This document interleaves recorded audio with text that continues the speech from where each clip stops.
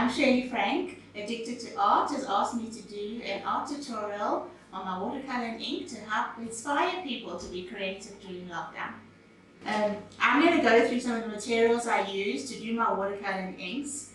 It is not the traditional watercolors that some people do. It's not realistic. It is more an abstract painting, so it is more my style. Let's go through. You will need a paper toweling to wipe off your brushes, for excess water, for dripping, for taking water or paint off your work as you're working.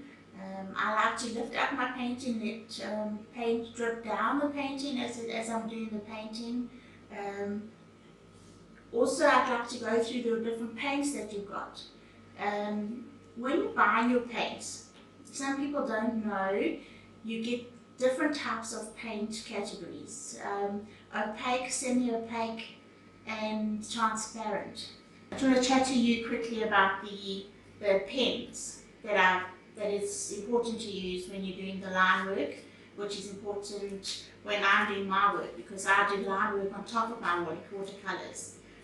There's two in particular that I like the most: the microns, the Secura microns, and the Uni-Pen fine liners.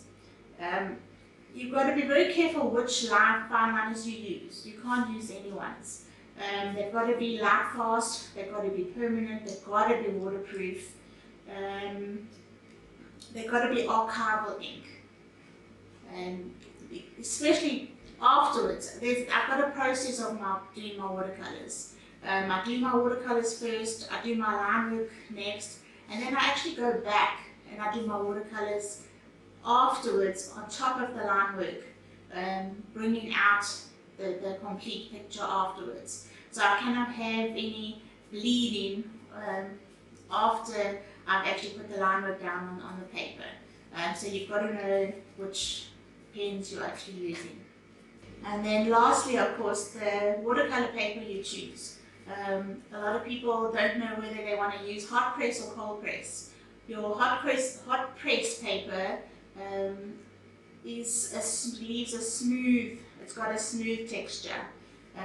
This is preferential to the actual painter, what they would like to use. Cold press, it's got a rough texture. The hot press is preferential to me because of the line work. It saves on the pens that I use. They last longer, obviously.